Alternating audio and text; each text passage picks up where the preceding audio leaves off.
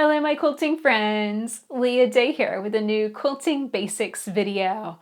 Whenever you start or stop a line of quilting, you'll always end up with two thread tails, a bobbin thread and your top thread. So in this video, let's learn how to tie off and secure those thread tails really securely so they never come undone. So the first way I want to show you how to tie up your thread tails is where you have started quilting. So this is two thread tails on the surface of the quilt. I pulled this up whenever I began quilting. So I'm going to take those two thread tails and I'm going to tie them in a knot. And this is just a simple overhand knot. You make a loop and pass the tails back through that loop. And then I'm going to use the tip of a needle to help me tighten up that knot. But I don't want to tighten it up all the way down right to the surface of the quilt. I want to keep it about anywhere from 1/8 to 1/4 of an inch away, because all this knot is doing is just simply securing the two thread tails together. It's not actually doing any securing of it within the quilt itself. It's just tying those two thread tails together. So from here, I'm going to insert a cheater needle. This is a special type of needle that has a groove instead of a loop for a head, and this allows me to tie off and bury these thread tails really quickly. So I'm going to insert this needle and run it for about 1 inch through the middle layer of my quilt. And I check that by flipping it over and making sure that needle is not coming through the back.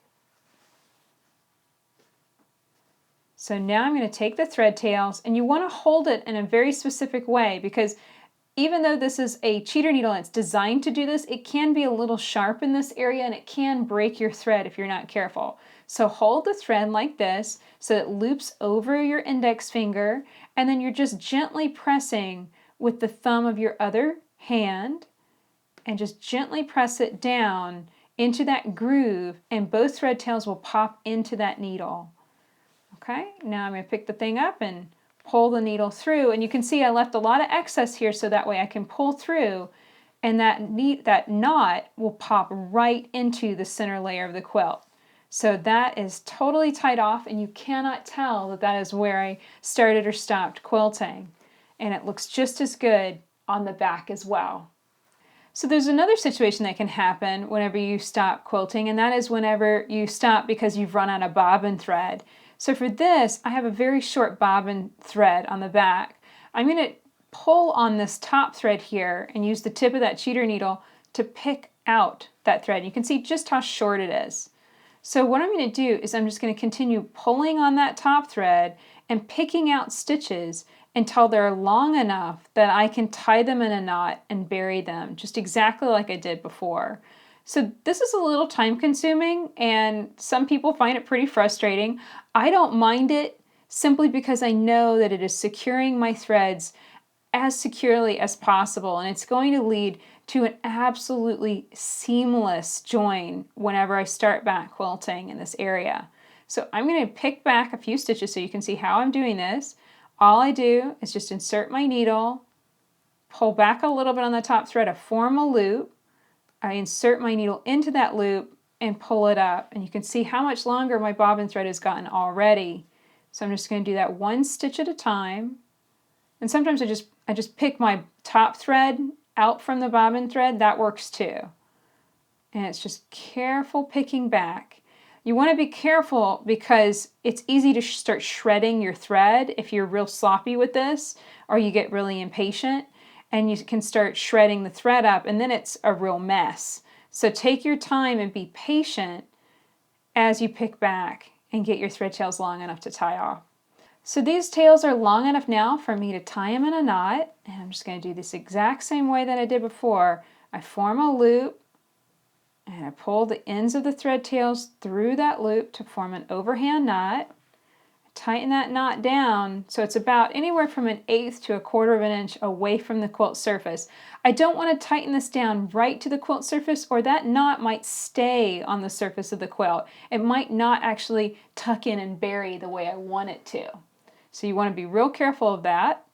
Now I'm going to insert my needle into the quilt and run it for about 1 inch through that quilt. And I'm going to flip it over and double check the back. Make sure that that needle is not popping up through the back. So that looks good. Now take those thread tails very carefully, hold them like this, and pop them into the eye of that cheater needle. And again, these are pretty short, so that's why my hands might be in the way a little bit just simply because they're so short. But it's just enough length that I can get them in there and pull it through and bury them. So that's now perfectly tied off. Now I'm going to show you how I'm going to pull up thread and connect with this spot so that the join between where I ended stitching and where I begin is completely seamless. So now I'm going to rejoin with that line of quilting and make it completely seamless. So I'm going to drop my needle down. I'm just rotating my hand wheel to drop my needle down in the last hole created by the last stitch. And then I just pull up that loop and tuck both thread tails underneath my foot. That's the way I always get started quilting. Just reduces any kind of mess that my bobbin thread can make on the back of the quilt. So now I've dropped the needle back down into that hole, so that way I know exactly where I'm getting started. So as I take my first stitches away, I just carefully move the quilt away from that spot. I do not build up thread, I do not stitch in place. I just flow straight into my quilting design. And I'll be honest, breaking thread in a design like stippling is really tricky to do seamlessly, simply because there's no real place to stop, because there's no places that we travel stitch or form points. So that can be a little tricky. So here you can see this is where those thread tails pulled up, and now I'm going to tie these off and I'll show you just how seamless that joint's going to be. So I'm going to tie them in a knot. Let's just form a loop and pull those thread tails through the loop and tighten it up. And then insert my cheater needle. And you'll get so fast with this that it'll take, less than 30 seconds to tie off your thread tails. Please don't feel like this is too nitpicky or perfectionist of a technique. It's not. It doesn't take that much time to incorporate it as a habit into your quilting skills, especially if you keep it handy. If you have to dig through your drawer every time you need a cheater needle, of course you're not going to do it. So I'll give you a tip for keeping it handy. I keep this single pin cushion. This is a pin place pin cushion, and only thing I keep on it is one single cheater needle. I keep this next to every single one of my sewing machines, so I always know exactly where to find it. So all I have to do is grab my needle, hide my threads, and you can see just how beautifully this finished that off.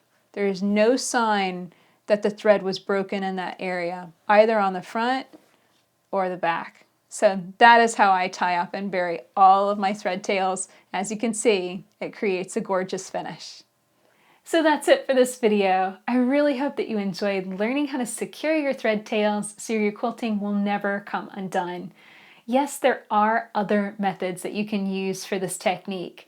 There's one method in particular, I call it glob of thread method, where you kind of stitch in place and it creates a noticeable knot of thread on the front and back of your quilt. I don't like this method and I don't use it and I don't teach it simply because I've seen that become unraveled on my quilts, and that's not really the point. I want my threads to be secured. So that's why I don't use or teach that method. But of course, with quilting, there's so many different techniques and you kind of got to figure out what works best for you. For me, using a cheater needle and keeping it next to my sewing machine where it's nice and convenient, that just works for me. So I hope that you'll give this a try at least and see if it will work for you. If you have any questions about this process, definitely ask in the comments below. And if you enjoyed this video, please subscribe to my YouTube channel so you don't miss out on any new quilting videos we have coming out every week. Until next time, let's go quilt!